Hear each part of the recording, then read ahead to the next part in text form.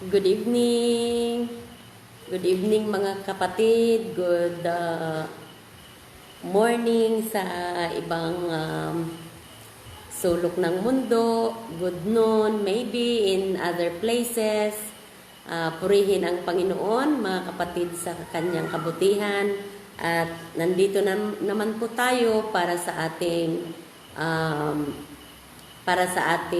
Bible study po. This is Bible study number 6. At nawa po ay nandyan na naman po kayo na makikinig, at magwawats. Yan po. So, to God be the glory. Kumusta po kayong lahat? At nais po nating ipaabot ang ating condolences sa pagpanaw ni Sister Heidi po, na isa sa mga kapatiran natin. At alam ko na Sister Heidi, natapos mo na ang iyong mission. You fought the good fight, and I believe na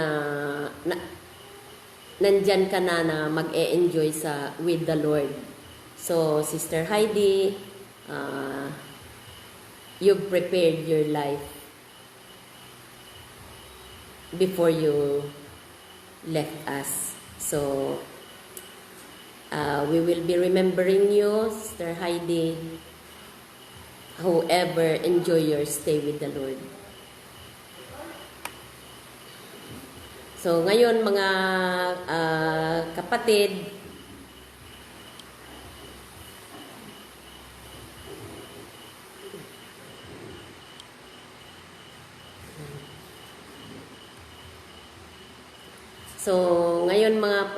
andyan na si Ma'am Luella Incilio. Yan, sino pa yung mga nandyan po? Please mag-comment po kayo para makikita ko po. Si Ma'am Lisa Davis Dumag. Hi. Good evening, Ma'am Lisa. Si Sister Ami Kaiso. Is watching in Hong Kong. Yan, si Ma'am Melby Sahunya, Shababa Sahunya Mare. Good evening. Yan, so Ma'am Melby is watching, the principal of Turod Elementary School. Yan, so good evening sa inyong lahat po, at nandito na naman tayo to learn God's words, at nawa the Lord is continue giving us the wisdom. So ngayon po, good evening. Yan, may yan, meron na nang nagwawat sa Italy, si Brother Isagani Perez in Italy. Yan. So, siguro sunod-sunod na yan. Malaya ko nang nakikita yung mga comments po ninyo. So, please comment there, watching from, para ma-acknowledge ko po kayo. Yan. Kasi, pag makikita kong nandyan kayo, i-mention ko po kayo. Janet Duque Sirono is watching. Yan po. Margie, yan. Magic 3 Vivid, Magi Vivid is watching. Yan, Roth Bringas is watching. In Dubai yata si Roth, Dubai. Yung iba, yan. Chanel, Sumahit Balasan. Andyan na. Nagdaratingan na yung mga viewers natin. Denmark Baklig is watching. Yan. So, ngayon mga kapatid, ay ipagpapatuloy natin ang ating pag-aaral sa mga salita ng Diyos at tulad ng sinabi ko po na hindi po religion ang makakapag-save sa tao po. Katulad na lang ng sinabi ko noon sa mga previous Bible study natin na tayo po ay magkakaisa na mag-aral ng salita ng Diyos na i-disregard po natin yung religion po. Yan. Dahil kung ano ang mababasa lang natin dito sa Bible. Ayan, Julius Contawi Haramilla is watching Santa Cruz. Ayan, Santa Cruz siya. So, ngayon po, sa first Bible study natin ay tungkol po noon sa Bible. Martin Mahusay. Yan, shout out muna. Binong Manantan. Ma'am Bilma Manantan. Yan, and family are watching.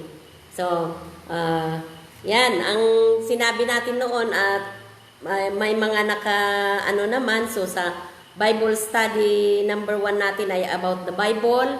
Napag-aralan po natin kung yung mga books ng Bible, ilan lahat. We have 66 books in the Bible. Tapos, 39 and 27. 39 sa Old Testament and 27 sa New Testament. Yan. At napag-aralan din natin, mag-review lang tayo para hindi natin malimutan po. Yan. At napag-aralan din natin yung mga ilan sa mga the longest book in the Bible, the longest name, the shortest verse. Ano po yung shortest verse? Yung Jesus wept, diba po? Nasagot ni Ma'am Morlita Sulima Pastor, si Sister Resty Banyaga at si Sister Loina Valencia. O ayan, si Pastor Maricel Alo Aquino is watching. Yan. So, natapos din natin yung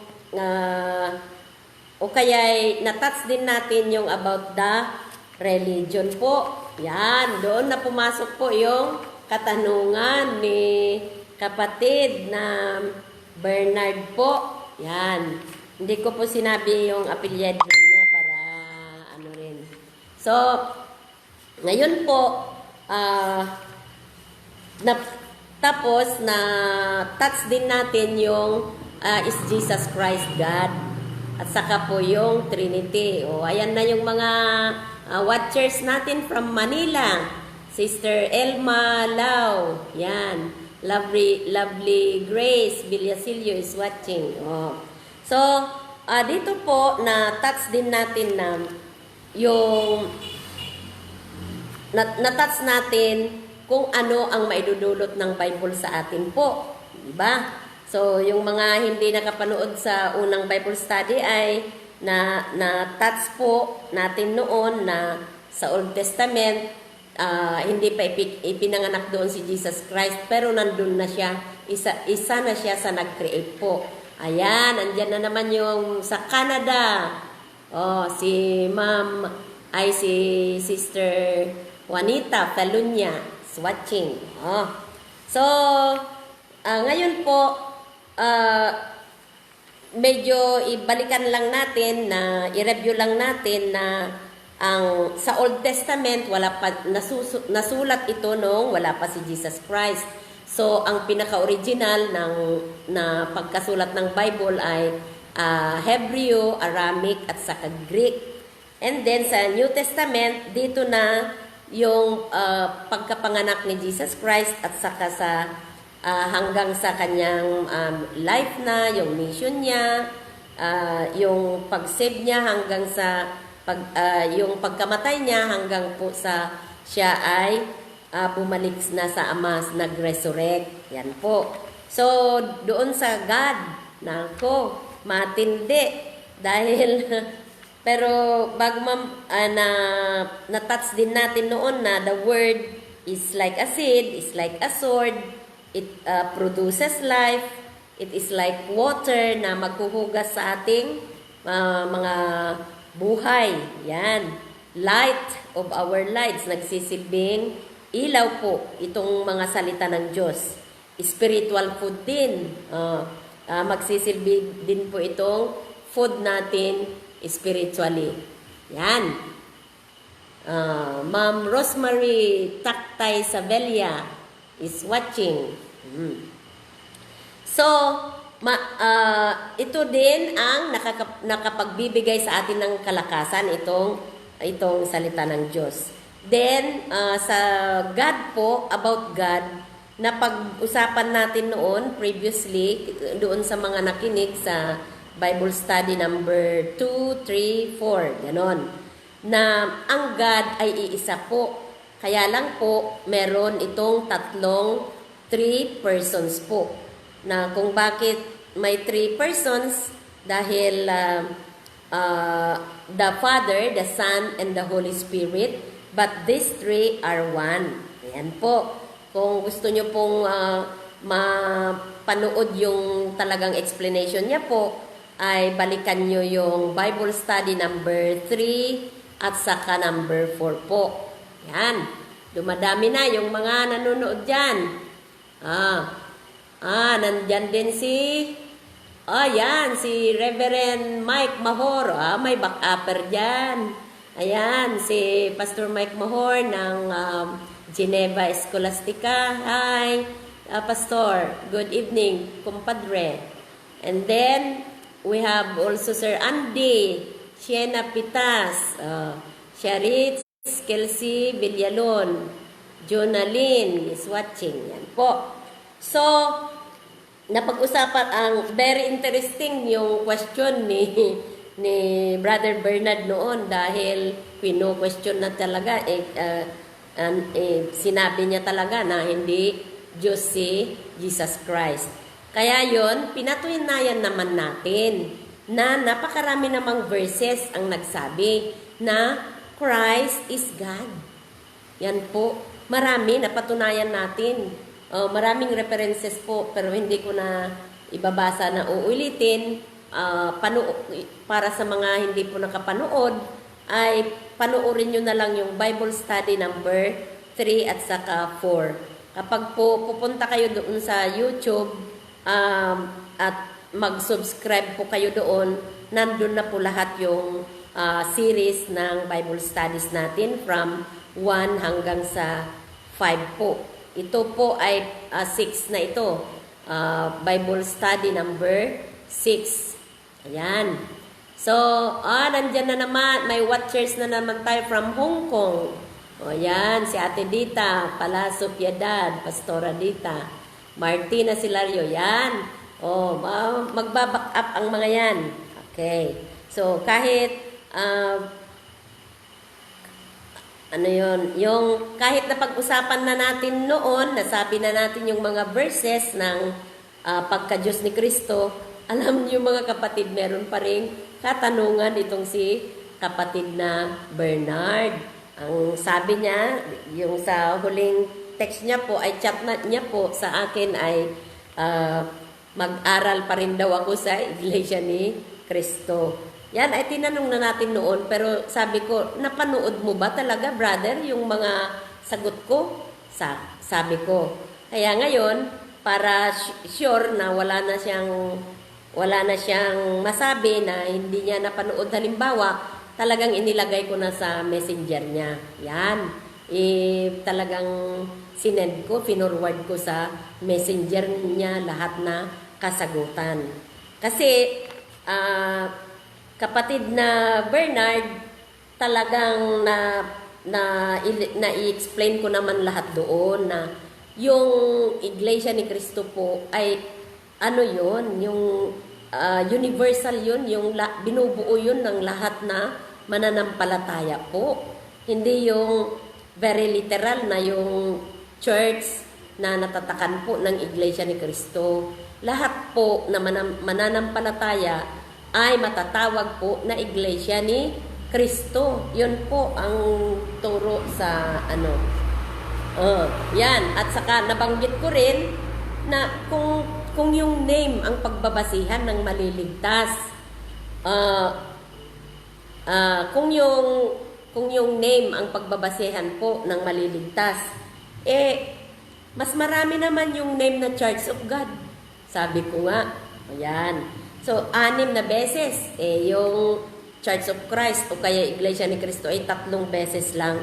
Pero hindi po hindi po ganoon ang sabi ng turo ng kasulatan po. Sabi nga dito, bakit dito sa yung binasa ko noon na Church of God sa Acts 20:28, sabi dito, pay careful attention to yourselves and to all the flock. Meaning to say, yung flock, mga members ito, in which the Holy Spirit has made you overseers. Na ito po yung yung binigay ng Holy Spirit na aalagaan po natin to care for the church of God, which He obtained with His own blood. Yan po yung isa sa mga nasabi noon. And then, sabi ni Apostle Paul din, for I am the least of the apostles, unworthy to be called an apostle, because I persecuted the Church of God. So itong Church of God o Church of Christ ay nandito na noon pa, panahon po nila Apostol Pablo. Yung sinasabi mo, kapatid na Bernard, na since yung panahon lamang ni si kapatid na Manalo lamang ang sugo ng Diyos, na kung hindi na siya ay wala nang hindi na karapat-dapat mangaral. Ang iba yun ang tinutukoy mo, kapatid na Bernard. Pero I believe na napakinggan mo na lahat. Kung hindi mo pa yan, marami nang nanonood dyan. May mga, ayan, yung co-teachers ko. May co-teacher ako dyan, si Ma'am Josephine Morelia Sabelia sa La Paz Elementary. Yan, si Sir Jonel Pines. Isang teacher din sa Cabugao District. Joanny Agtagyem Soto. Yan, meron pang isa doon sa Hong Kong. Hindi ko nakita yan. Si Cousin Josephine yata yun sa Singapore. Merong galing sa Singapore. Yan, si Ma'am Estrelita Inda in Sinait. My batchmate at MMSU. Teacher now in Sinait. Yan po. So, ang saya-saya di po ba na tayo ay nag-aaral ng salita ng Diyos together kahit saan tayo naroroon, at mabibigyan din nating panahon ang pag-aaral sa mga salita ng Diyos po. So, ngayon, yung tinatawag natin na, my apology again to the brothers and sisters in the Iglesia ni Cristo po. Sinasagot ko lang yung pinagpipilitan ni kapatid na Bernard po na ayan din si Ma'am Cecilia Lasso Pines ng Cuantacla Elementary. Yan. So, yung pinagpipilitan niya na kapag si kapatid Manalo daw lang po ang pwedeng mangaral. Kaya nga, sabi niya sa akin, wala daw akong karapatang mangaral kung hindi po ako maupo at madoktrinahan sa Iglesia ni Cristo. Ayan, kapatid na Bernard, sana nanonood ka ngayon. Mamaya mo na ipagpatuloy na panuorin yung sinend ko sa messenger mo na mga kasagutan sa mga tanong mo po. Ito po, pasensya ka na kung nasabi ko talaga doon sa text ko sa iyo, kapatid na Bernard, at mga kapatid, medyo ipatalastas lang natin ito. Yan. Kasi, sabi nga ni Brother Bernard, sinabi na naman yan roon na magpadoktrina na naman ako. Ang liwanag ng mga explanations ko po na hindi po yung religion ang makapagliligtas sa tao. Na sinabi ko po doon sa mga previous na Bible study natin, na kahit ilang beses kang umanib, kung ang relasyon mo sa Panginoon ay hindi po na-build up, yan po, hindi po na-build up at hindi ka nagsisi sa iyong mga kasalanan at hindi mo tinanggap si Jesus Christ bilang tagapagligtas ng iyong buhay, ay wala rin. Kahit ilang beses kang umanib, yun nga yung sinabi ko na sa tingin nyo ba, sabi ko sa kanila, sa tingin nyo ba 100% na talagang kayo lahat na umanib ay maliligtas kung yun ang basihan. At naghuhusga kayo kung ganoon na lahat daw na religion maliban sa Iglesia ni Cristo ay hindi raw maliligtas. Maliwanag po yan na panghuhusga po. Kaya ngayon yung sasabihin ko sa iyo, kapatid na Bernard, tulad ng sinabi ko sa tinext ko sa Messenger, that's not my anointed one, sabi ni ng Panginoon. Sa Psalm 105 verse 15, kasi po parang hindi mo na kami nire-respeto ng mga alagad ng Diyos. Parang kayo na lang yung nagmamarunong, pagmamayabang na yata yan. Oo, parang kayo na lang yung marunong na umupo pa kaming mga pastor, mga lingkod na kami ng Diyos. Ay nako, kumpadre Mike, Pastor Mike.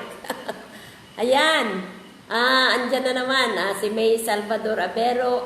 Yan, yung mga sponsors namin sa La Paz Elementary, sila Mr. and Mrs. Wilfredo Larangan. Hi, Sir and Ma'am. Kumusta po kayo dyan sa US? Yan po. May watchers na tayo in the US, United States. Yan po. So, dito, sabi ko kasi masyado po yung mga tinetics niya sa akin, parang sobra niya akong minamaliit. Kapatid na Bernard naman, sabi dito sa Psalm 105 verse 15, saying, touch not my anointed ones, do my prophets no harm. Kapatid, 1 Chronicles 16:22, saying, touch not my anointed ones, do my prophets no harm. Again, in Psalm 105 verse 14 to 15, he allowed no one to oppress them. He rebuked kings on their account, saying, touch not my anointed ones, do my prophets no harm. Dito rin sa 1 John 2:27, but the anointing that you receive from him abides in you, and you have no need that anyone should teach you, but as his anointing teaches you about everything, and is true, and is no lie, just as it has taught you, abide in him. Alam mo ba, kapatid na Bernard, ang lahat na karunungan, yung sinabi mo na manggagaling yan kay Lord. Hindi po karunungan natin ang ating ipapangaral. Yan po ay karunungang manggagaling po sa ating Panginoong Diyos. Ano rin ang sinabi dito sa 1 Samuel 26 verse 23. Sabi dito, the Lord rewards every man for his righteousness and his faithfulness. For the Lord gave you into my hand today, and I would not put out my hand against the Lord's anointed.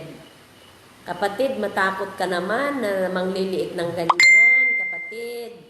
Yan. Sino yung mga nandyan? Peter Buckley is watching. Salvador Seguban, Lani. Marilani, hi. Ma'am Josephine Martin is watching. Yan po. So ngayon, dadako tayo dito sa sobra naman na si kapatid na Manalo lang daw po ang sugo na karapat-dapat na mangaral. Sinabi ko na noong unang Bible study po na ay Bible study number 3 yata o number 4 na ang sinasabi ko po doon na kung si kapatid na Manalo lamang ang sugo o may karapatan lamang na mangaral ng salita ng Diyos, di nung namatay siya, Hindi na pwede si Kairanyo at saka ka Edward na pumalit sa kanya.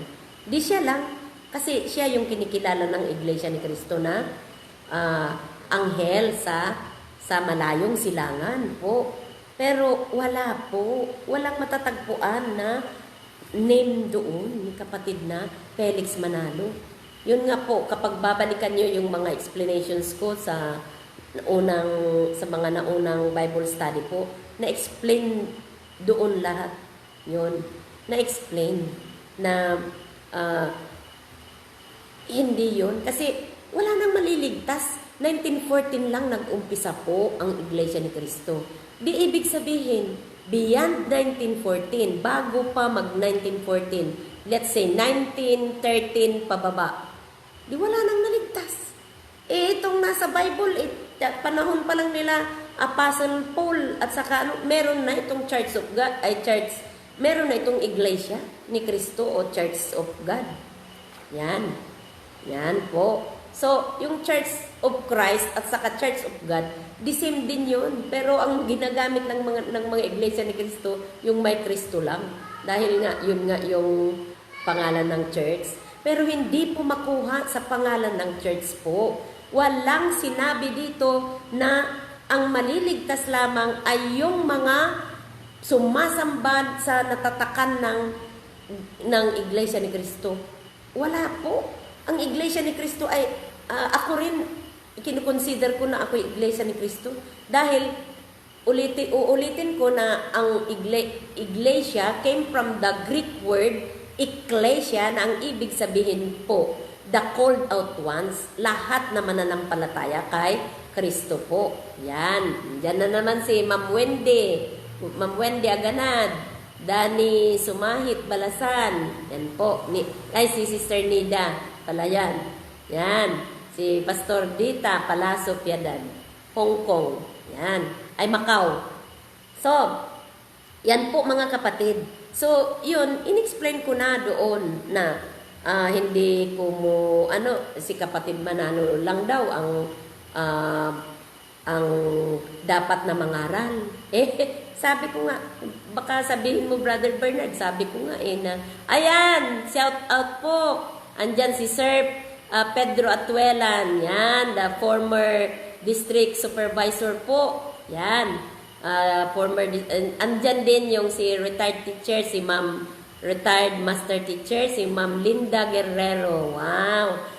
Welcome po. Welcome, Sir, Ma'am, sa ating Bible study po. Yan. Hi, Julie, sabi niya. Hi, sir. Welcome po to our Bible study.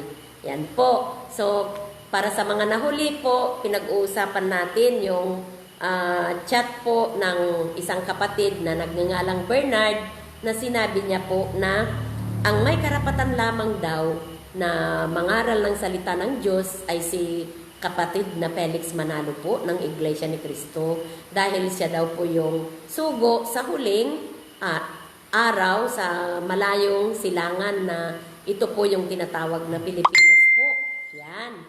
Pero yun, at pinagpipilitan niya na maupo raw ako na madoktrinahan daw. Patay na si Felix Manalo. Yun ang sinabi ko na since 1914, ibig nilang sabihin. Dahil kung hindi raw tayo aanib po sa kanilang relihiyon, pero yun po ipagpapaumanhin po ng mga iisa lang po ang nag-question po dito, si kapatid na Bernard lang. We respect naman po. We respect the other members of the Iglesia ni Cristo because as I have said po, meron din akong mga kamag-anak na Iglesia ni Cristo. So kapag nagre-respetuhan ang bawat isa po, talagang wala yung maghuhusga tayo. Yung sinabi niya kasi tayong lahat na religion na hindi po aanib sa Iglesia ni Cristo ay hindi po maliligtas. Ang liwanag naman ng sabi dito sa John 3:16 that for God so loved the world that He gave His only begotten Son, that whoever believes in Him should not perish but have everlasting life po. Walang sinabi dyan na for God so loved the Iglesia ni Cristo alone. But He loves the world. Yan. For God so loved the world that He gave. Kaya nga binigay niya si Jesus Christ. Para sa ganoon ay siya ang mamatay. Siya ang mapako sa krus po para sa ating mga kasalanan. Yan po. So, yun namang sa yung tinawag niya na yung sinabi niya na hindi na tayo maliligtas. Maliwanag po yun na panghuhukom na yun, kapatid na Bernard. Judge not. Di ba ang daming versikulo na binasa ko? Na tungkol po sa panghuhusga. Hindi po tayo pwedeng manghusga. Kasi babalik po sa atin yung panghuhusga po. Hindi natin dapat husgahan. Kasi tayong lahat po ay haharap sa Judgment Day, sa White Throne Judgment po. Kung saan po ay si Jesus Christ ang magja-judge sa atin. Doon, ilalantad lahat na ginawa po natin. Yan, yung sinabi ko sa previous na natin. So, yung na-elaborate ko na rin kung bakit yung pagka-Diyos ni Kristo, ang dami na. Balikan nyo na lang po yung Bible study number 3, number 4, ang dami doon yung tungkol sa pagka-Diyos ni Kristo. There is only one God, but isang God but with 3 persons. Daming doon. So, yun po ay balikan nyo na lang. So, kapatid na babasahin ko uli yung isa dito na para kay kapatid na Bernard.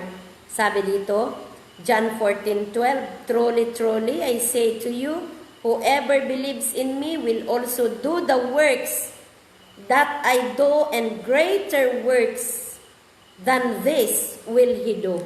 Yan, kapatid na Bernard. Sabi mo sa akin, wala akong karapatang mangaral.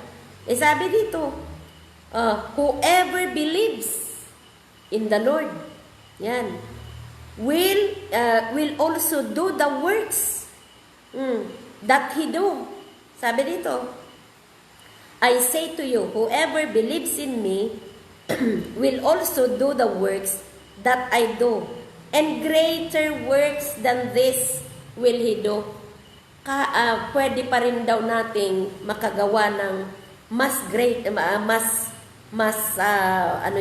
malaki pa or greater doon sa mga ginawa ni Jesus Christ. Kung mayroon po tayong pananampalataya, huwag mong sabihin naman na si Ka Felix Manalo lang. Kung hindi na kami umupo sa Iglesia ni Cristo, hindi na po kami maliligtas. Nako, kung hindi ako sabi mo, mag-aral ako para ako'y karapat-dapat, mag-aral pa ako sa Iglesia ni Cristo. Ay nako, kapatid, don't touch the anointed one. Sabihin ko sa iyo, baka hindi mo mamalayan na kung ano ang sasabihin ni Lord sa iyo. So, yan po, magre-respetuhan po ang bawat isa. Ngayon, so, yun po maliwanag na hindi po religion. Kaya nga po, dito, hindi ko po iniaalok sa inyo ang religion po. Kundi po, ang sa akin lang, I have to preach the gospel. At kung saan man po nakakarating, ang inaalok ko lang po sa inyo ay si Jesus Christ na tanggapin ninyo bilang tagapagligtas po ng iyong buhay. At kapag po tinanggap nyo siya bilang tagapagligtas, mawawala na po sa aking mga kamay yung pananagutan na ayoko po na sabihin ng Panginoon sa Judgment Day na Julie anak, ano ang ginawa mo? Ayan, watch out po. Diyan po yung mga iba na viewers natin. Si Ate Susima Martinez, Chris Ann Balisa, Evelyn Bakali Manantan, Manila yan. Manila John Lloyd, ayon. Okay. So, yun pong relasyon po natin sa Panginoon ang dapat natin pong i-build up. Kasi po, pero tingnan pa rin natin kung saan tayo nakianib, kung ano, yung religion ay makakatulong po para po tayo ay mag-grow. Yan. Hindi ko naman sinabi na hindi ko naman gustong sabihin na you are not welcome in our church. Everybody po is welcome and we are very glad po. Pero ang pinaka mahalaga po ay yung si Jesus Christ po na tanggapin natin sa ating puso, sa ating buhay po. Yan. Na sabi doon sa Acts 16:31, uulitin ko yung nabanggit doon, na sabi doon, Believe on the Lord Jesus Christ, sabi dito sa Acts 16:31. They replied, Believe in the Lord Jesus and you will be saved, you and your household. Yan po. So, ganyan lang po. So, pag-aralan talaga natin ang Bible. Ngayon, siguro sa mga pag-aaralan natin, may mga masasagasaan na ginagawa po natin. Yan. Pero po, tulad ng sinabi ng previous na pinag-aralan po natin, na ang Panginoong, it is like a sword. Yung mga salita ng Diyos, ay parang kampilan po, yung punyal or sword po, na ito ay kanyang tutusukin ang ating kaibuturan. Yan. So, pag may mabanggit man po dito, just be open. Kasi po, ako rin, gusto ko rin na mawala yung pananagutan sa aking kamay kapag naiturok ko ang mga ito. O, bahala na kayo kung susundin ninyo or hindi. Kasi, halimbawa po itong pinag-aralan natin na man and Satan. So last Bible study na pag-aralan natin na ang man o kaya yung tao nilikha ng Diyos po. Yan, nilikha niya na kamukha niya. Yan. So then God said, let us make man in our image, in our likeness. So pero dahil itong si Lucifer, natunugan niya po na may plano ang Diyos na maglikha dito sa lilikha dito sa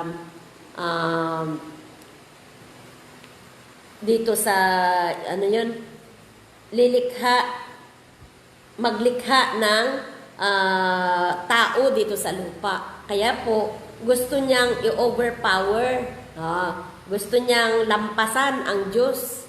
Ayan, ayan si Pare Leonilo Solatre. Is watching. Yan. So, si Lucifer na siya yung parang choir conductor doon sa langit ng mga angels doon. Pero dahil sa ginawa niya na gusto niyang overpassan ang Diyos, nagrebelde po siya. Ayan. So, ano ang ginawa ng Diyos? Inihulog niya dito sa sanlibutan.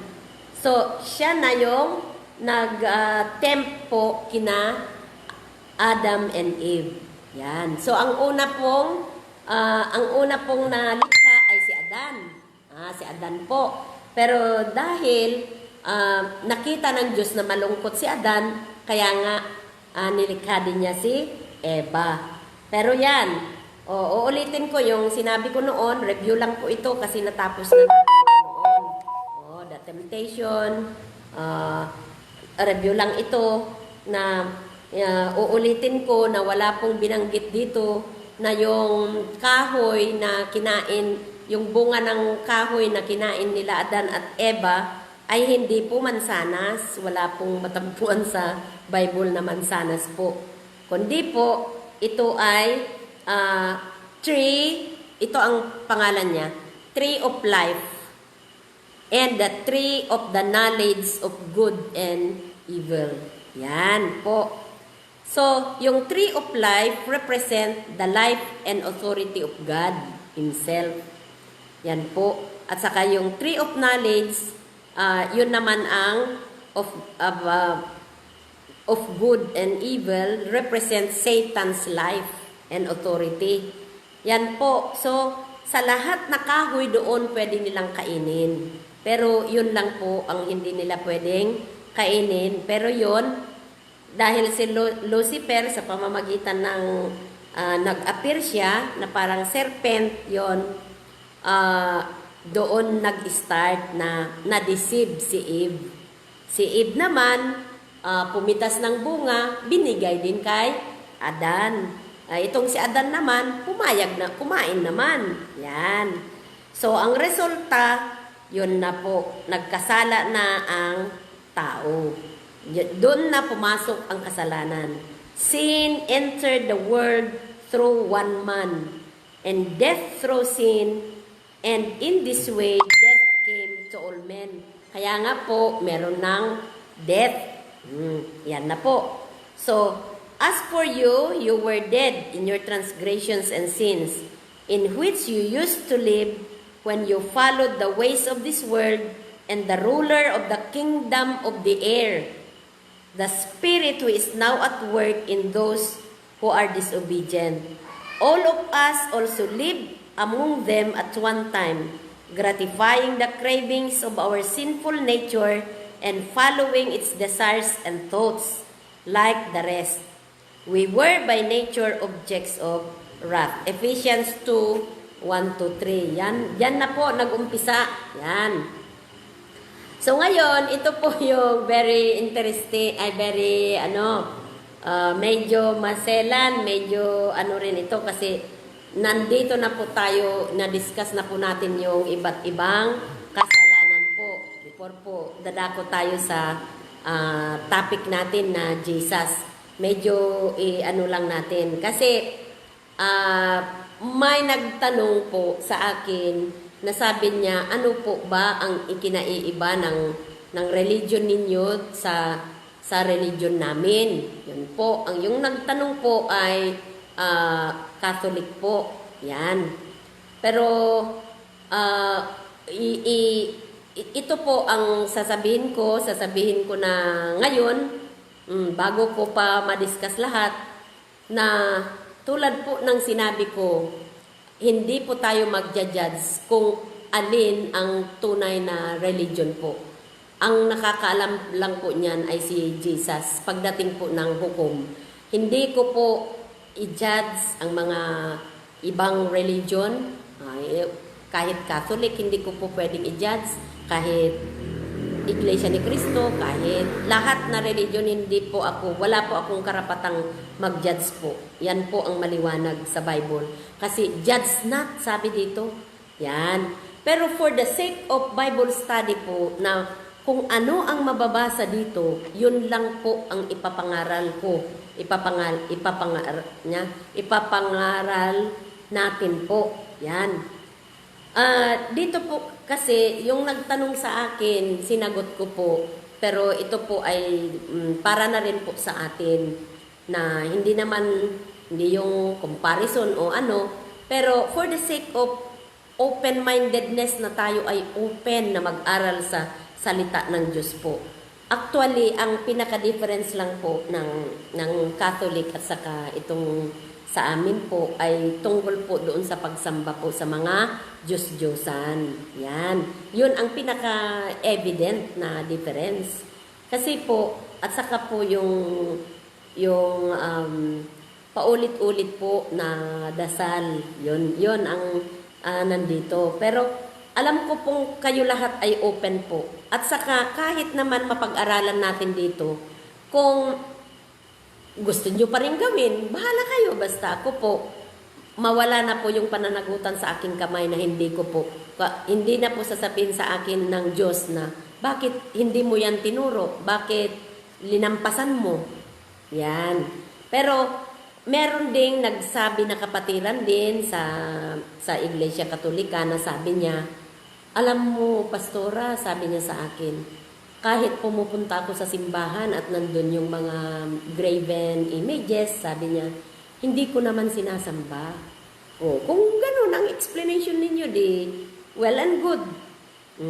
Kasi, maliwanag po dito na sabi dito, kaya nga, kailangan ko ring i-share. Kailangan ko ring i-share para po mawala ang pananagutan ko na baka balang araw, ano yung sasabihin ni Lord na bakit hindi ko ipinangaral po. So, sabi kasi dito sa Exodus, dito po sa, ang dami pong verses.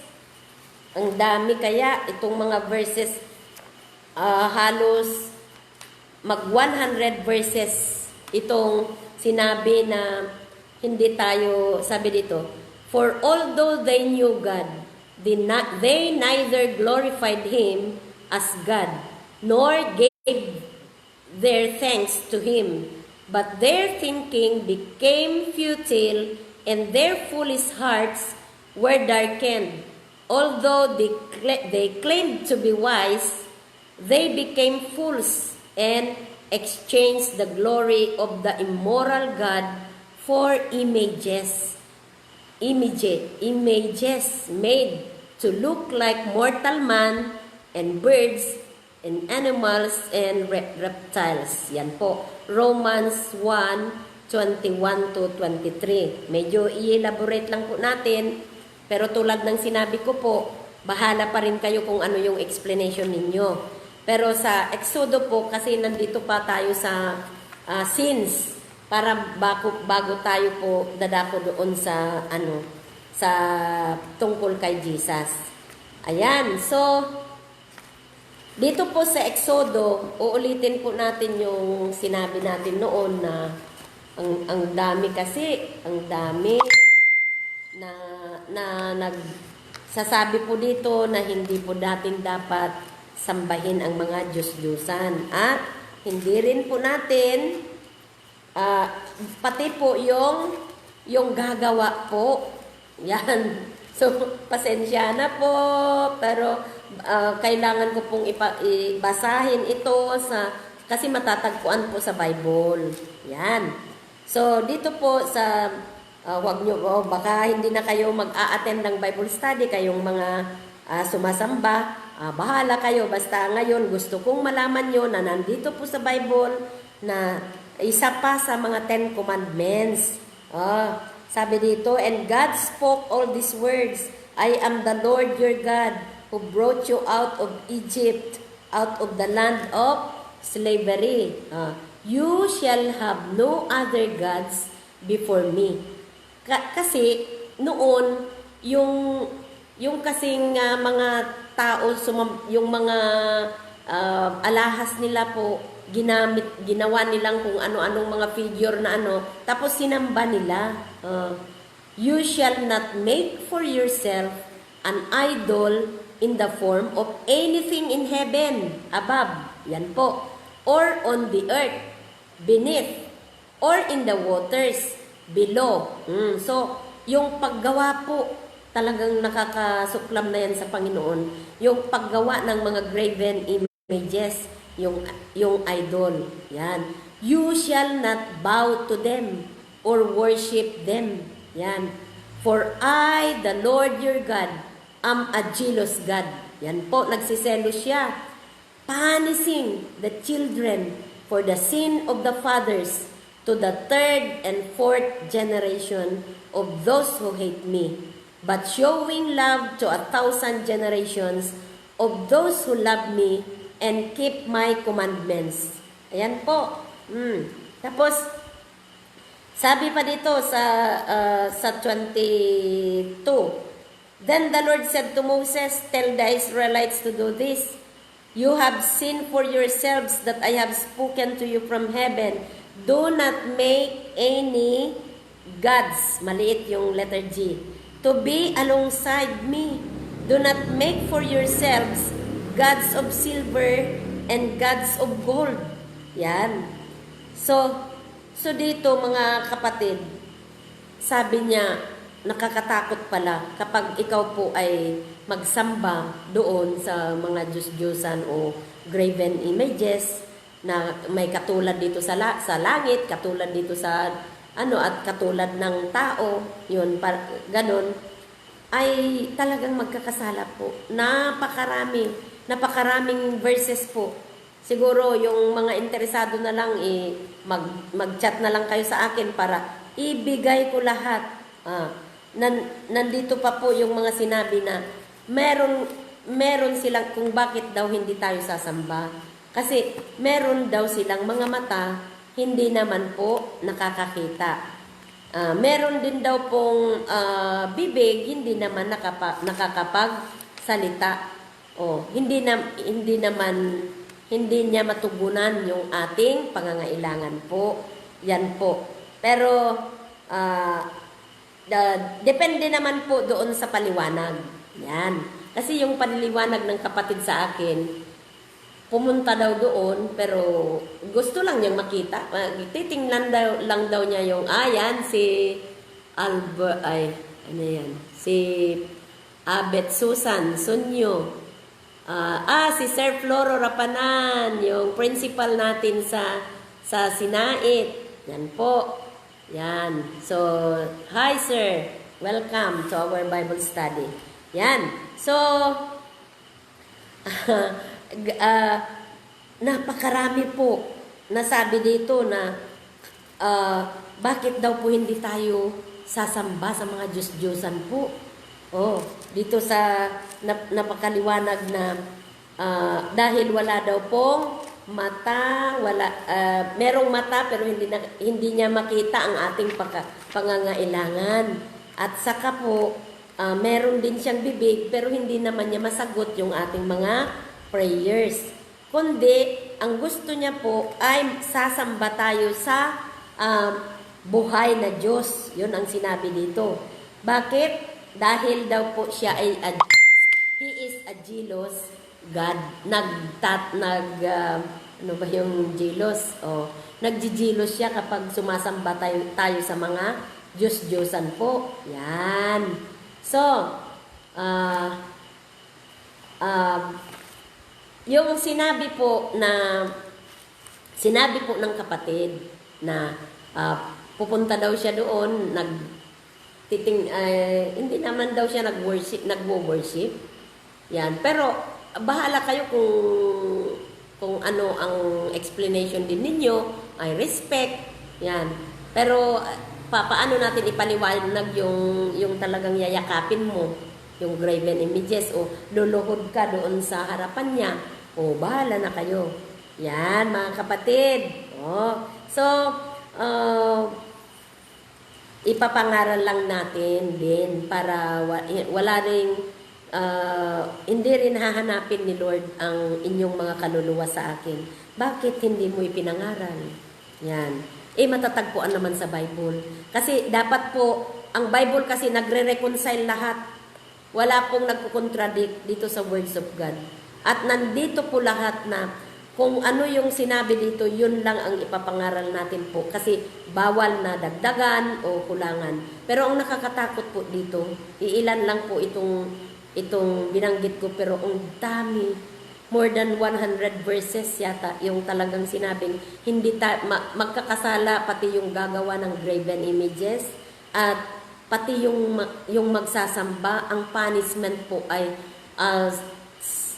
second to third generation yata yung sinabi. So yung anak natin nanganak, yung anak niya nanganak din yun ang generation na ipapanis ng Panginoon po. Kasi pinanis din niya yung mga tao noong panahon po ni Moses dahil po sa pagsasamba sa mga Diyos-Diyosan. Nasusok lang po siya. Yan po. Pero yung kung sasabihin nyo, hindi ko naman sinasamba kahit meron doon, hindi ko naman sinasamba. Siguro, ang paliwanag kasi ng iba, mas daw na, para daw, lagi nilang naaalaala si Lord, kung si Jesus, kung may nakikita sila na graven images doon. Halimbawa, yung image ni Jesus Christ. Ayan po. Pero sa banal na kasulatan po, sabi dito, na kung mapalad man yung mga nakakita at naniwala sila, mas mapalad yung hindi nakakita pero naniwala po. Yan po.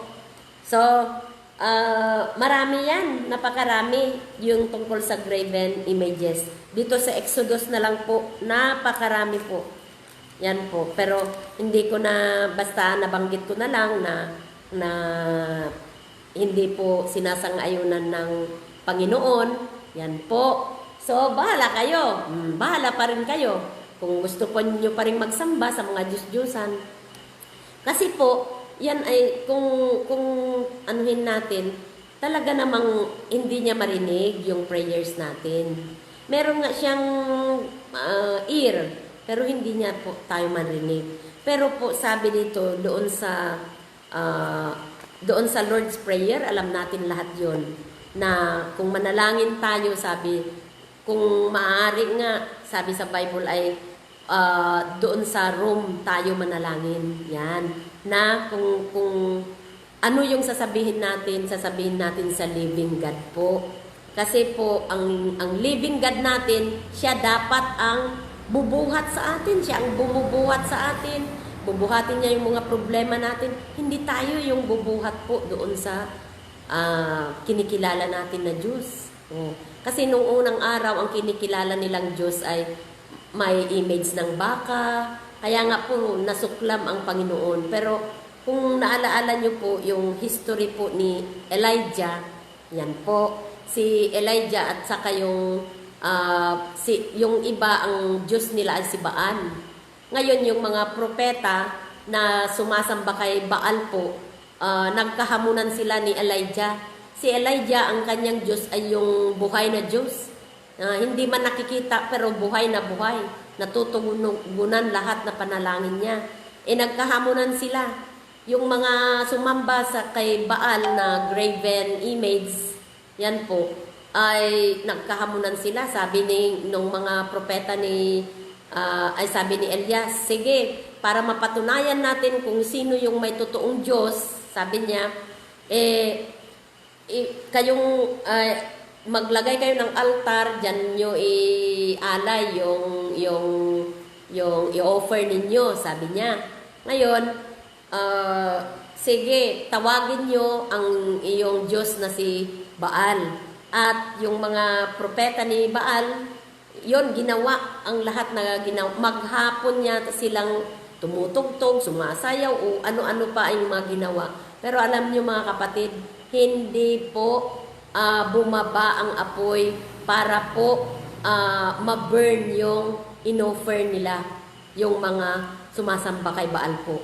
Pero nung si Elijah na sumamba siya sa buhay na Diyos, one click, sabi pa nga ni, sige, buhusan nyo ng tubig yan.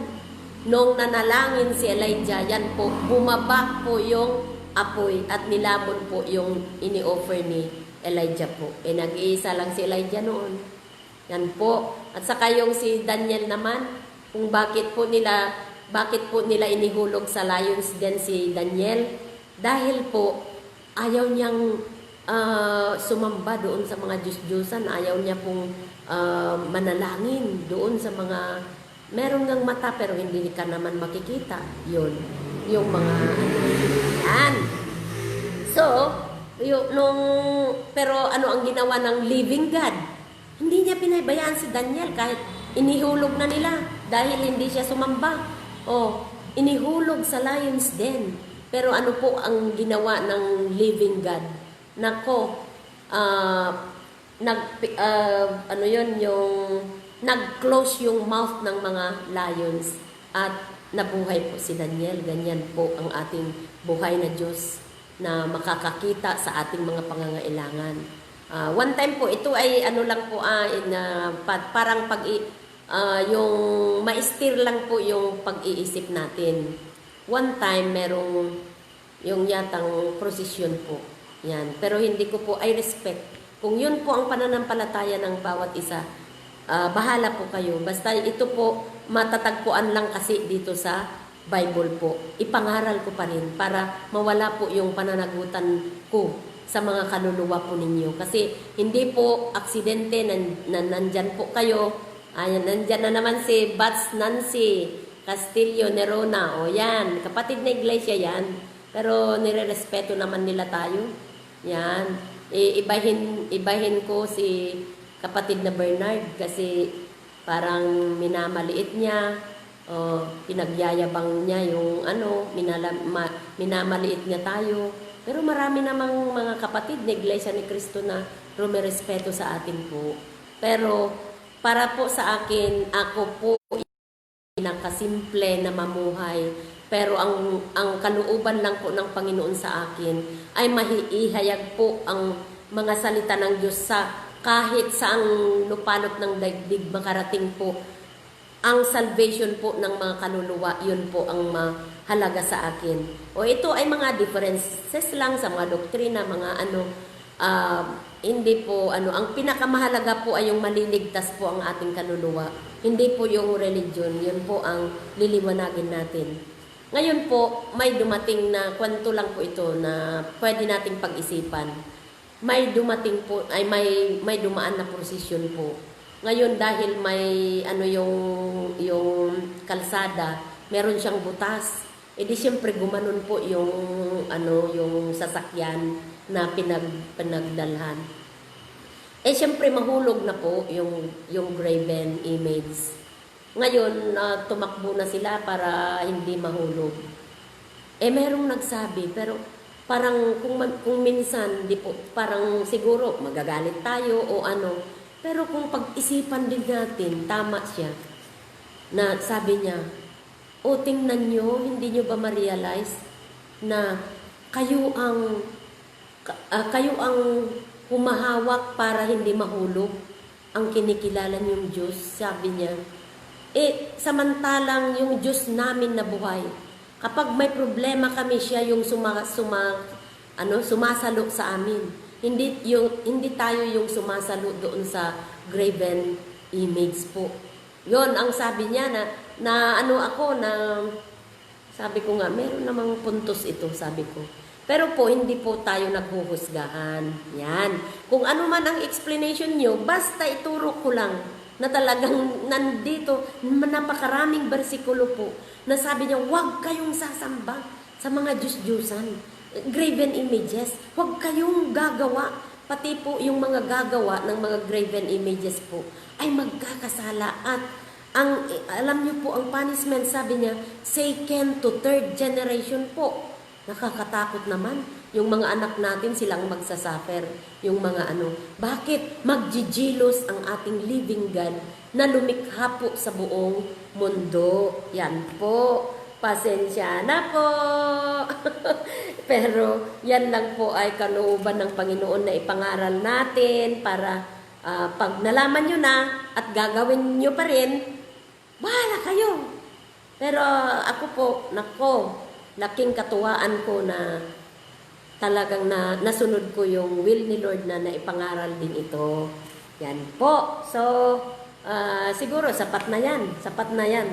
Ang dami pa ang daming verses na na huwag tayong gagawa, huwag tayong sasamba, huwag tayong yung mag-worship, yuyuko o bahala kayo. Yan. Basta naipangaral natin na yun po, pinagbabawal po ni Lord. Ngayon, napag-usapan din natin yung different, alam na natin yun, yung mga immorality, yung mga lahat na kinds of sins and wickedness. Yan po. Yung nagtanong din sa akin, ano rin daw ang kaibahan. Yung, meron kasing, yung inuulit-ulit natin na pagdarasal, yun din. Kasi, yung paulit-ulit, meron po kasing verse na nagsasabi na iwasan natin yung paulit-ulit na pananalangin dahil ang ating Diyos po na buhay ay hindi po bingi na hindi po niya naririnig ang ating mga ipagdarasal. Kasi bago pa man po, ibibigay ko rin siguro in the following para hindi tayo dito sa next topic natin. Sabi niya, bago pa man natin sabihin yung kailangan natin sa kanya, alam na po niya. Kaya kung yung 100 times po o 50 times na ulit-ulitin natin, yun, sabi sa Bible po, hindi po siya bingi. Yun po ang difference. Pero bahala pa rin kayo kung nag-e-endure kayo na hindi ko kasi depende nga sa pananampalataya po. Pero ito dahil katanungan po kung ano raw ang difference. Yun ang mga diferensya lang kasi sa atin po hindi na po tayo yung paulit-ulit po na halimbawa 50 times na ulit-ulitin mo yun. Hindi na po. Sa amin po, kung ano yung kailangan mo, yun na lang ang sabihin mo sa Panginoon. Sige, luluhod ka na dyan. Kung iiyak ka. Mas gusto pa ni Lord yun kasi galing sa ating puso po. Kasi po, halimbawa doon sa dasal natin, nawala naman doon yung sakit ng, halimbawa, yung ipagpipray natin na may sakit na kanser, 50 beses nating inulit, wala pa yung hiningi natin noon. Yun po ang ibig sabihin. Kasi po, hindi daw bingi ang Panginoong Diyos na hindi niya naririnig. Yan. At kasi buhay yung Diyos natin. Yun lang naman ang mga differences. Pero actually, ang Catholic, ang meaning po ng Catholic ay universal. Yan po. Kaya, walang diferensya yan kung gusto kung sabihin ko na I'm a Catholic. Yes. Kasi universal na mananampalataya po. Pero yung Catholic na talagang religion sa simbahan na yun na ang literal na yung local church na na yun po. Pero ginagalang rin natin ang mga kapatid natin na Catholic. Wala po tayong hindi po natin huhusgahan ang bawat isa. Ako, kahit anong religion, wala po akong huhusgahan. Ang tungkulin ko lang po ay ipangaral lang kung ano ang nandito po sa salita ng Diyos. Kahit po hindi kayo aanib sa religion namin. Basta ang mahalaga po sa akin, maipangaral ang salita ng Diyos kung ano po ang nandito. So, nataon po na nandito po yung mga graven images, yung mga maulit-ulit po na pagdarasal po natin, ang gusto ni Lord. Yun ang Lord's Prayer, yung nandito sa Bible. Ang first part po noon, yun ang model na inano ni Lord. Ang first part po ay you have to praise Him. Yun, ipapupurihan natin ang Panginoong Diyos na Ama po. Then, kapag napapurihan na, magpasalamat na tayo dahil meron tayong kalakasan, etc. Tapos po, yung kapag doon na tayo mag-repent. Yan. After the pasasalamat o papurihan, pasasalamat, nandun po yung sa Lord's Prayer, yun po ang modelo. So, papurihan natin siya, pasalamatan natin siya. Then, pangatlo po ay mag-repent na tayo sa ating mga kasalanan.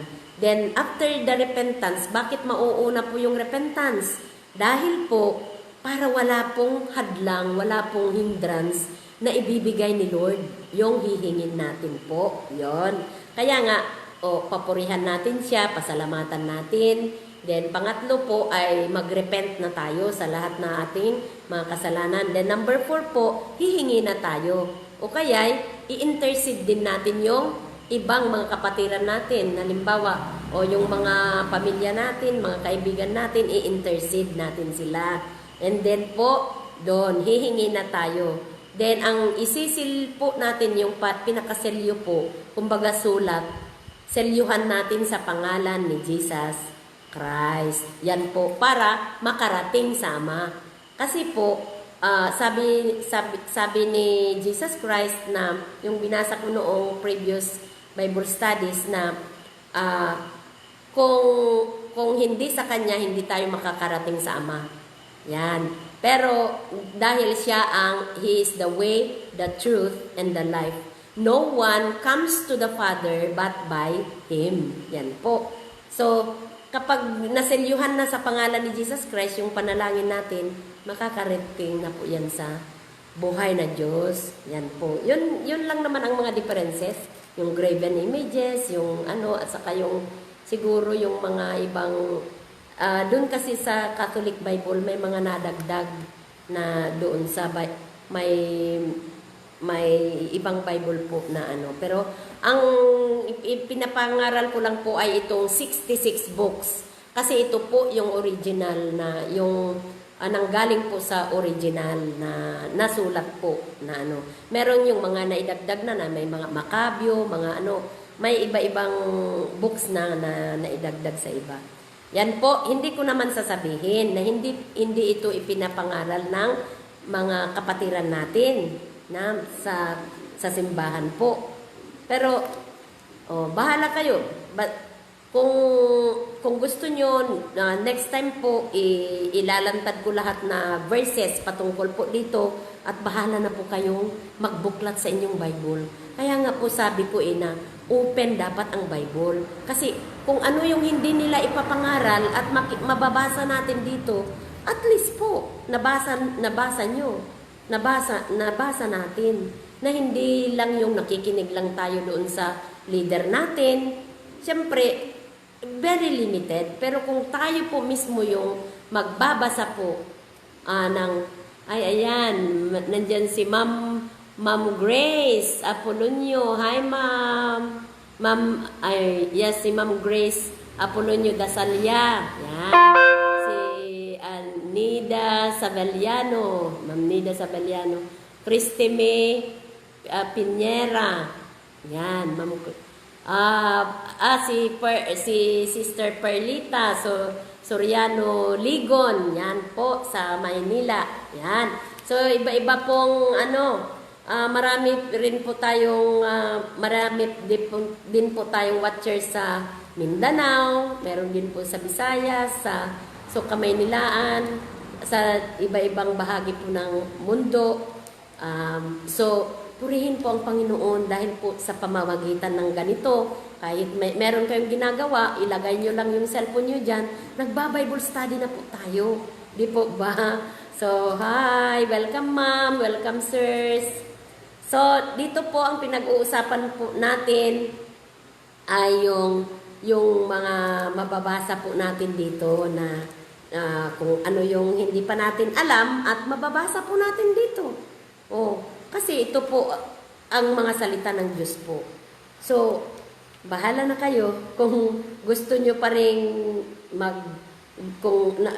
kung mababasa nyo na dito na pinagbabawal dito na tayo po ay sasamba sa mga graven images.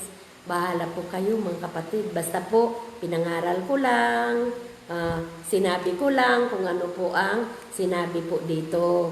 Yan. Pero kapag nandun na kayo at maalaala nyo itong nandito sa Bible na mapanis pala yung second to third generation sa sino mang sasamba sa mga graven images at halimbawang nandun na po kayo at mangluluhod na kayo at makonsensya na kayo, yan na po. Nagko-convict na ang Panginoon sa inyo.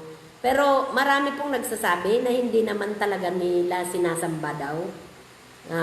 Ano lang daw, parang nakikita. Gusto lang nilang makita. Bahala na po kayo kung ano ang reasons nyo po. So yan, Bible study lang po yan. Okay, so dadako na po tayo dito sa new lesson natin. Oo. Titingnan ko na lang kung napanood lahat ni Brother Bernard yung sinend ko lahat sa kanya sa messenger, yung Bible study number 2 kasi doon nag-umpisa yung mga questions niya po. Yung 2, 3, 4 at saka 5. Yan, sinend ko lahat sa kanya. Kasi matagal naman yon, hayaan kong babasahin muna niya muli at kung ano na naman yung susunod na question niya, itatakal po natin sa next na Bible study. So ngayon po, para makarami na po tayo, so tapos na po natin yung Man and Satan, how temptation came. Ay dadako na po tayo dito sa Jesus. Para po, before tayo na mag-end, at least natakal na natin ang topic na ito. Yan, Jesus is the Son of God. 2,000 years ago, a man appeared. So, ang sabi natin si Jesus, nandun na sa beginning. Doon sa previous Bible studies natin. In the beginning was the Word, and the Word was God. And the Word was with God, and the Word was God. Yan po. So, in the beginning, nandyan na siya. Nakipag-create din siya. Nag-create ang Father, Spirit, yun. Natakal ko lahat doon sa Bible study number 4 and 5 po. So, ngayon, sabi dito, a virgin was conceived by the Holy Spirit to bring him to birth. He was God Himself coming to the earth in human form. He was the Son of God. Yan. So dito, hindi nakaduda-duda. Talagang tao na dito. Kasi nagkatawang tao na dito sa New Testament. Kaya kahit paghambingin yung Father at saka si Jesus Christ dito, hindi na pwedeng paghambingin kasi naging tao na. Sa New Testament po, dito naging tao si Jesus. Yan. Pero sa Old Testament, in the beginning, nandyan na siya. Sabi nga niya na before na nandyan si Abraham, meron na si Jesus. Kasi nandun na yung, uulitin ko para sa mga hindi po nakakinig noon, pahapyaw lang, Dito sa Genesis kasi, yung sinabi natin na, yung kung paano natin mapagre-reconcile ang Bible. In the beginning, God created the heavens and earth. So, iisa lang po ang God dito na nag-create. Pero kapag mapansin natin dito sa 2, sabi dito na, now the earth was formless. Sabi dito, darkness was over the surface of the deep, and the Spirit of God was hovering over the waters. Ayan po. So, inulit-ulit ko yan doon sa previous, na God lang iisa. Pero dito may nag-create na rin na spirit. Pumunta na doon sa mga tubigan, sa water. Dito sa verse 26, sabi dito, then God said, let us. Yun, ang misteryo na sinasabi ko na hindi naintindihan ni kapatid na Bernard. Hindi niya maintindihan. Let us na dito. Meron ba kung us po? Nandaming mga teachers dyan. May supervisor pa dyan. Ayan, nandyan na naman yung Batsko, Terso Soto. Yan, Jefferlyn Manantan, Olores. Yan. So, dito, naging us sa 26 po. Bakit naging us? Dito mapapalitaw ngayon yung misteryo ng pagka-Diyos na talagang merong mapapalitaw natin dito na tatlo na nag-create pero iisa lang.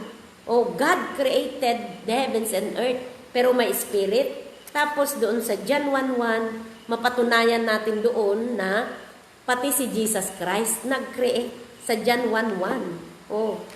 Ulitin ko lang pero ito lang ang uulitin ko. In the beginning was the Word, and the Word was with God, and the Word was God. Sinabi natin noon na sino ang Word na yon? The Word became flesh and made His dwelling among us. Yan po, we have seen His glory, the glory of the one and only, who came from the Father, through full of grace and truth. So, this is Jesus Christ po. Kaya yung sinasabi ko noon, sabi kasi dito sa verse 2, through Him, all things were made.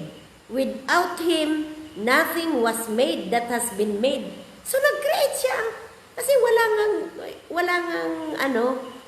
ngang na-create kung wala siya po. Kaya ngayon, mapapalitaw na at saka ito ang napakaliwanag na yung word dito ay si Jesus Christ.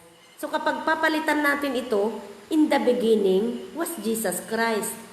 And Jesus Christ was with God. And Jesus Christ was God. Yan yung ini-explain ko noon na wala namang sinabi na was not God. Bakit natin dadagdagan ng not? Yun po, marami ng explanation dun sa 4 and 5 po.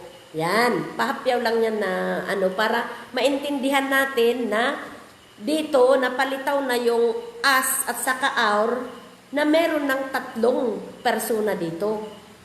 God, the Father, then the Spirit. Yung us, meron pa na nag-create din pala si Jesus Christ. lumilitaw na may tatlo na dyan.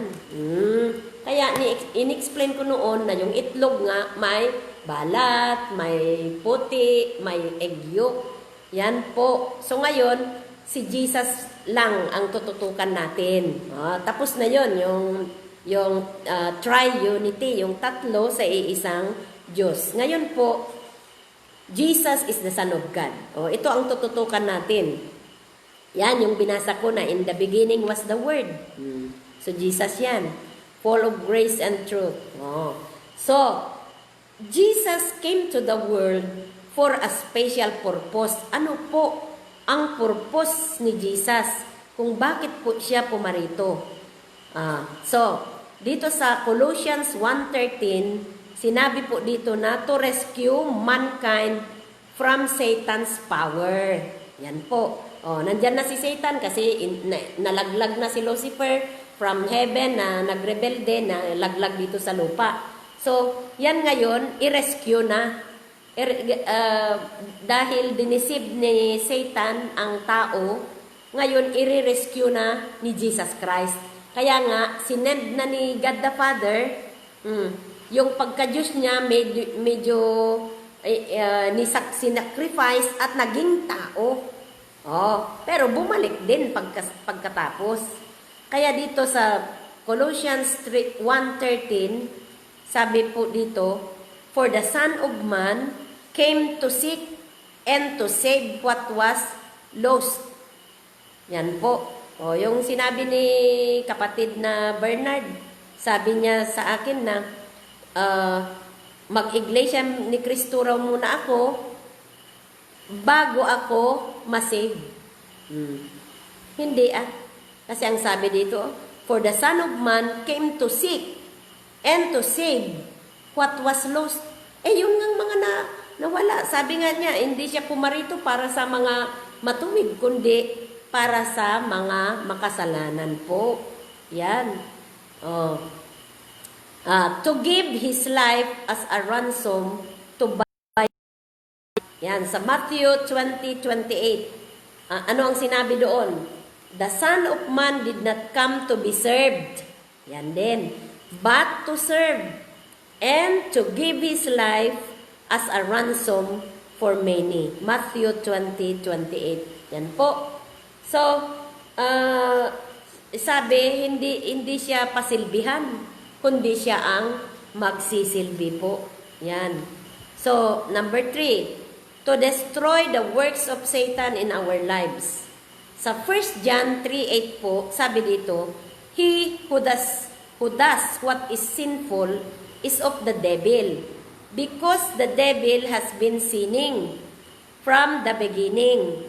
The reason the Son of God appeared was to destroy the devil's work.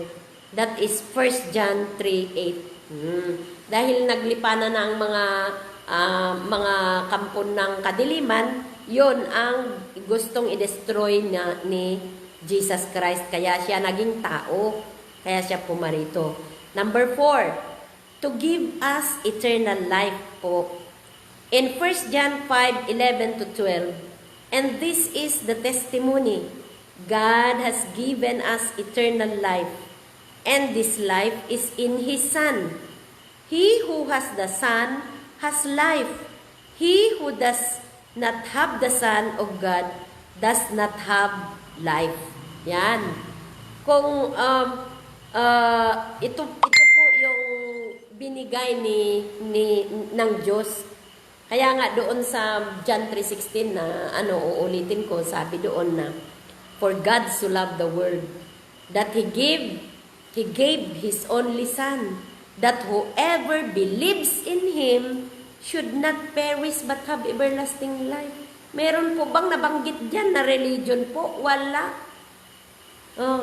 Whoever believes in Him. So kung nanampalataya ka ngayon, di ba liligtas ka? Meron bang sinabi dyan na whoever go to the structure with this label of religion will be saved? Wala po. Hindi po natin dapat dagdagan yan. Interpretation lang po.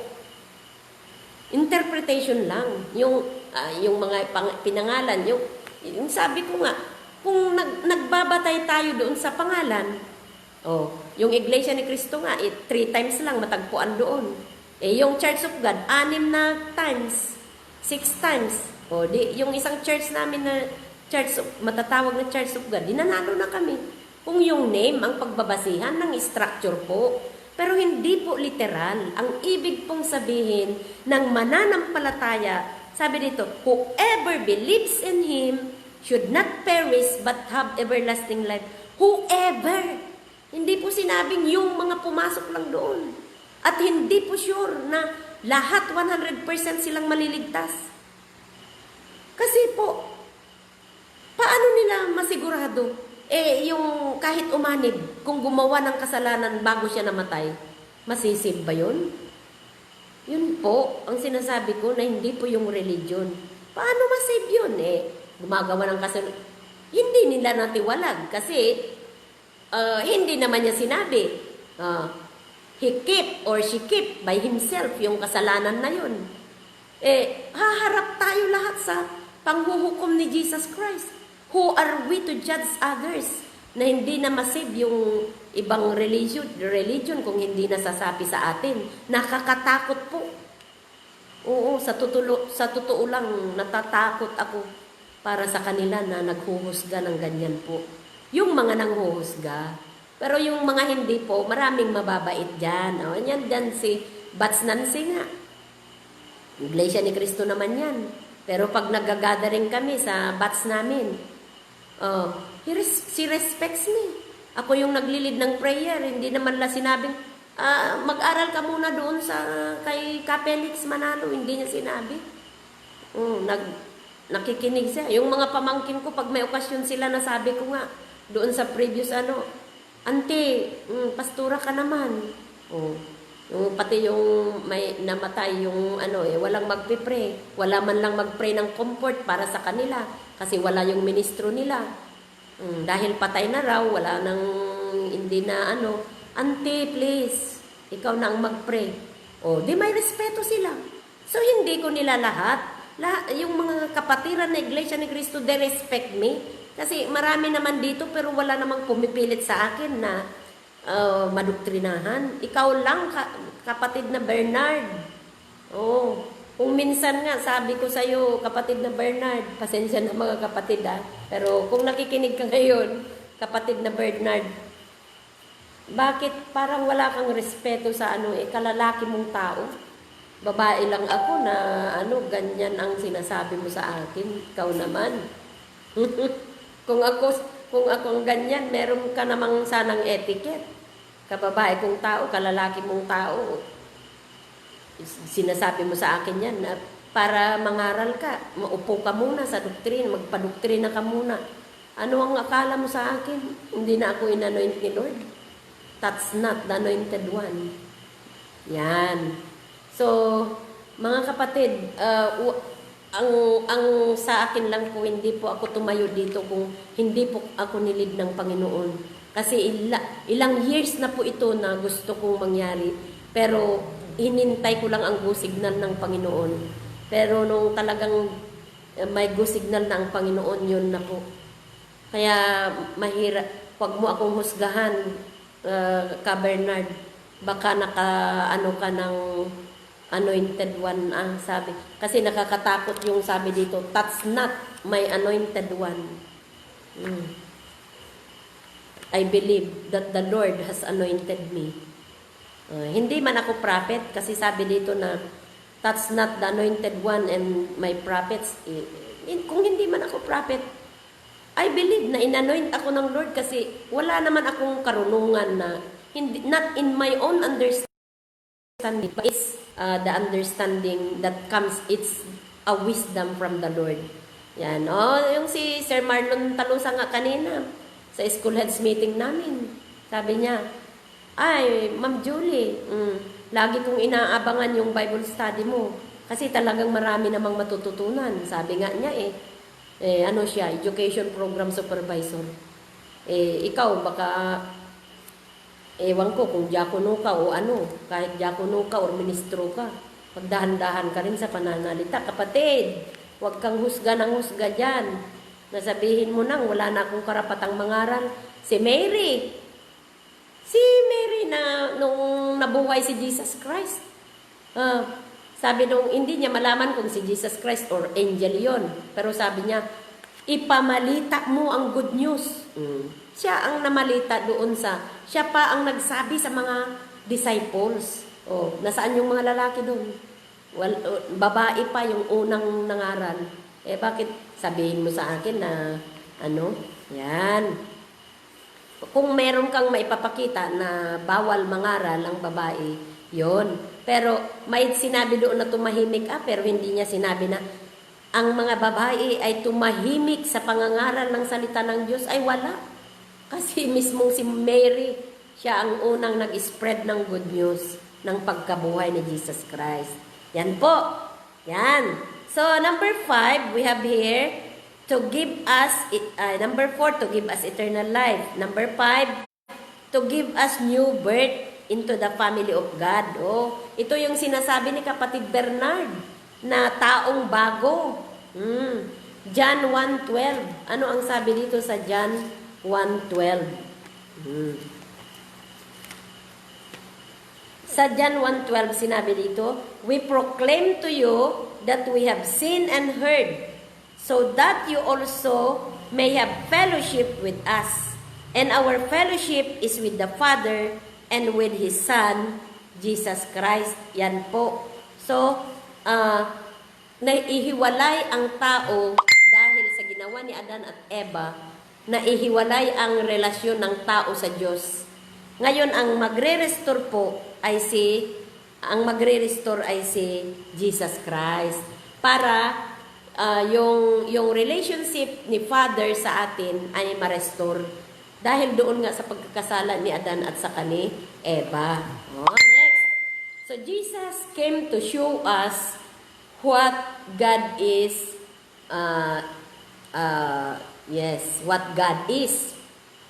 So, dito po ay yung taong bago, sabi dito, we proclaim to you that we have seen and heard. Yan. So that you may have fellowship with us, and our fellowship is with the Father and His Son. Diba? Makakarating din tayo mamaya yung taong bago na sinasabi niya. John 1:18. Ano ang sinabi sa John 1:18?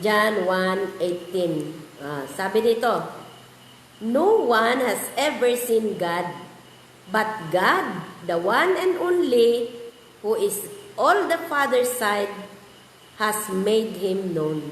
Yan po. So, yan si Jesus. Kung sino ang nakakita kay Jesus, nakita na rin niya ang Ama. So, sabi dito, show us the Father. Don't you believe that I am in the Father? And that the Father is in me. Siya ay nasa kanyang Ama at ang Ama ay nasa kanya rin. The words I say to you are not just my own. Rather, it is the Father living in me who is doing His work. Believe me when I say that I am in the Father and the Father is in me. Yan po, mga kapatid. So, He showed us God's love. Paano niya ipapakita ang kanyang love? This is how God showed His love among us. He sent His only Son into the world that we might live through Him. This is love. Not that we love God, but that He loved us and sent His Son as an atoning sacrifice for our sins. Ayan po. Kaya, siya yung sakripisyo. Nagsakripisyo na para matubos ang ating mga kasalanan. Next, He showed us God's power. Yan. So, pinakita niya sa pamamagitan ng ni Jesus Christ na ipakita niya kung paano niya napapagaling ang mga may sakit, yung lame and the blind, yung hindi nakakalakad, yung mga, nandyan na naman, yung mga nanonood from, ay sa Hawaii, ay Andorra, yan. si Marilyn, Larida, si Rono, si Ma'am Ophel, Simeon, Rosqueta, batch ko po sa MMSU, teacher siya sa Ilocos Norte. Yan. Welcome mga batch, mga friends. Ayan po. So, He showed us God's power. Yan. So, He healed the sick, the lame, the blind, napakarami. So, John 9:17. So, napakaraming milagro po yung ginawa ni Jesus Christ. So, news about Him spread all over Syria, and people brought to Him all who were ill with various diseases. Yan. Those suffering severe pain. Yung mga na demon possessed po. Yung mga epileptics, mga paralytics. Lahat po na i-casted out evil spirits. Pinalayas niya po yung mga masasamang espiritu. Yan. Sa Mark 5:1-17. And Jesus healed many who had various diseases. He also drove out many demons, but He would not let the demons speak because they knew who He was. Natatakot yung mga demonyo sa Kanya. So, He performed miracles. Yan. So, Jesus Christ, sabi dito sa John 6:1-21, a furious squall came up, and the waves broke over the boat. Yan. So that it was nearly swamped. Jesus got up, rebuked the wind, and said to the waters, "Quiet." Yan. "Be still." Then the wind died down, and it was completely calm. So, lahat ng mga miracles na ginawa ni Lord. Ano pa? Nabuhay rin si Lazaro. So, John 11:43-44. Jesus called in a loud voice, "Lazarus, come out." The dead man came out, his hands and feet wrapped with strips of linen and a cloth around his face.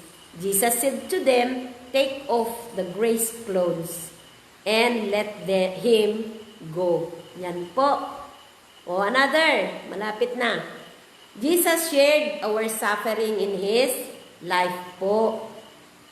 So during His life on earth, Jesus experienced all the troubles of life that we face and so understands how we feel. For we do not have a high priest who is unable to sympathize with our weaknesses, but we have one who has been tempted in every way, just as we are, yet without sin. Tao siya, pero hindi siya nagkasala. Hindi po siya katulad natin.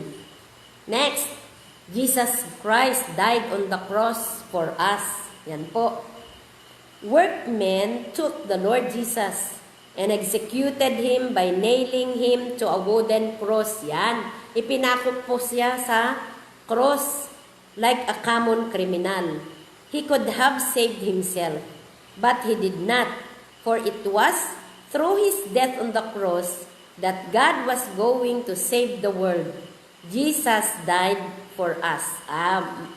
Ito, maalala ko pa rin, kung nanonood ka, kapatid na Bernard, yung sinabi mo na kapag hindi na aanib sa inyo, hindi na maliligtas. Si Dimas nga. Diba? Si Dimas at saka Estas, yung nasa right and second hand ni Jesus Christ, yung ipinako siya. Bakit naligtas yung nasa kanan niya? Na si Dimas or si Estas yun? Dimas yata. Yung nasa right hand ni Jesus Christ, sabi niya, remember me when you will be in paradise. Ano po ang sabi ni Jesus Christ? Today, stay with me in paradise. Meron bang religion doon na napasok? Wala. Nakapunta siya sa paradise without entering any religion, kapatid.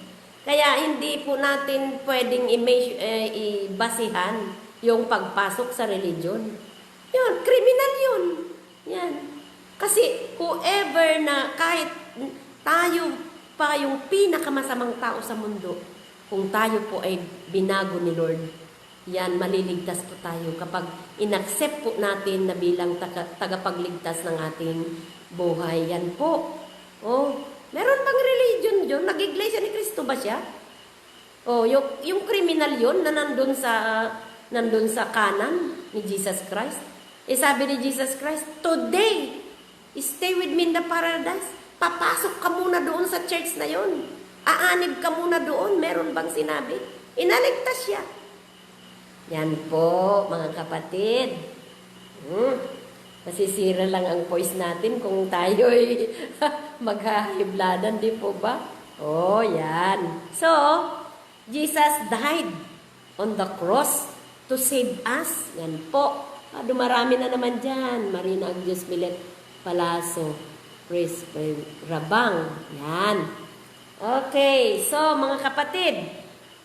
So, Jesus rose. Dito na tayo. Ipinako nga siya para sa ating mga kasalanan. Kasi dapat tayo ang dapat na maipako sa cross po. Yan. Pero, dahil nandyan si Jesus Christ na ang umako sa ating mga kasalanan, meron na tayong freedom po na humingi ng kapatawaran. Kaya nga yun. Sabi nung kriminal nga yun, pero ang sabi niya, sinaway niya yung isang kriminal sa kaliwa. Sabi niya, nandito ka na nga, nahihirapan ka na, kung ano-ano pa yung pinagsasabing, sinaway niya. At saka humingi siya ng tulong kay Jesus Christ. Na remember me, sabi niya. Naligtas siya. Yan, meron bang religion doon? Wala po. Kaya, hindi po natin pwedeng sabihin kung ano ang kaparanan ni Lord para maligtas ang tao. Halimbawa, yung tao nagsisisi sa kanyang kasalanan na aksidente, pero nakapagsisi na siya. Hindi pa siya nakabautismo, hindi pa nakaanib, pero nagsisi siya, tinanggap niya si Jesus Christ na sa puso niya. Yun ay sa Diyos na yun. Ipasa Diyos na natin yun. Hindi natin yun pakialaman po. Yan po. Hindi na natin pakialaman. Posible na maraming maliligtas na hindi siguro na bautismuhan dahil noon lang niya nakilala si Jesus Christ. O kaya nagsisi siya bago siya namatay, na aksidente. Yun, hindi natin alam. Si Lord lang ang nakakaalam kung sino ang maliligtas. Yan, kahit 100 kang umanib sa isang reliyon, kung hindi naman right ang relationship natin sa Panginoon, gumagawa pa rin tayo ng kasuklam-suklam sa Kanya, or hindi natin inu-obey, hindi tayo nag-u-obey sa Kanyang wala rin, kapatid. Kaya, I never say na papasok kayo sa religion na ganito para maligtas kayo. No. Accept Jesus Christ, yan ang maliwanag na sabi ng kasulatan. Yan po. So, yan. So Jesus rose from the dead. After 3 days in the tomb, malapit nang matapos. In the tomb, God raised His Son from the dead. So in Matthew 28, sabi dito, but because of His great love for us, God, who is rich in mercy, made us alive with Christ. God raised us up with Christ and seated us with Him in the heavenly realms in Christ Jesus. Yan po. So, dahil sa pag-ibig ng Diyos sa atin, yan, matatanggap na natin ang Kanyang mercy, ang pagpapala, ang kapatawaran, at kapag mamuhay na tayo with Christ, yan, ililip up niya tayo. At inihanda na niya yung ating tirahan doon. Yan, mga kapatid. So, actually, we are just pilgrims in this world. Hindi po tayo permanente dito. We are only strangers in this world. Mamaya, hindi natin alam, isasauli na natin ang ating buhay. So, ang mahalaga po, bakit tayo nandito? Yan. Bakit? Ano yung purpose ni Lord na ano? So, ang importante lang po, maligtas ang ating kaluluwa kahit makuha natin lahat na kayamanan. Merong verse dito na ano ang mapapala ng isang tao kahit makuha niya ang lahat na yaman sa mundo kung mawawala naman ang kanyang kaluluwa. So mga kapatid, ito po ay nagbo-volunteer lang po ako na malaman lang ng mga tao na ang tungkol sa kung paano masave ang ating souls. Ayun po, magagawa ko na yung mission ko at masayang-masaya na po akong haharap sa Panginoon. Kung kukunin niya ang aking buhay, so be it. Basta nagawa ko na po yung mission ko, na naipangaral ko ang salita ng Diyos, ang kaligtasan po, na si Jesus Christ lang po, na kung siya ay tatanggapin natin sa ating puso, yan po, tayo ay maliligtas. So dito, Jesus opened the door of heaven for us. John 14, 1-3, yan, huli na ito. Therefore, brothers, since we have confidence to enter the most holy place by the blood of Jesus, by a new and living way opened for us through the curtain that is His body. O, nandito na. Nandito na, kapatid na Bernard, yung body na sinasabi mo. Let us draw near to God with sincere heart in full assurance of faith. Yan po, Hebrews 10:19-22. Ito na. Yan. Tayo na ay magiging body. Body of Christ. Yun na yung iglesia po. Sino ang bumubuo? Yung body of Christ na yun. Lahat na mananampalataya. Hindi natin masabi kung saan ano yun. But every nation, sabi niya. At saka wala pong favoritism ang Panginoon. Yan. Kung Catholic ka, kung sinunod mo yung talagang kalooban niya na hindi ka gumawa sa mga labag sa nandito, sa mga salita niya, di maliligtas ka. Kung ano yung religion mo, kung basta sinunod mo itong mga nandito. Yan.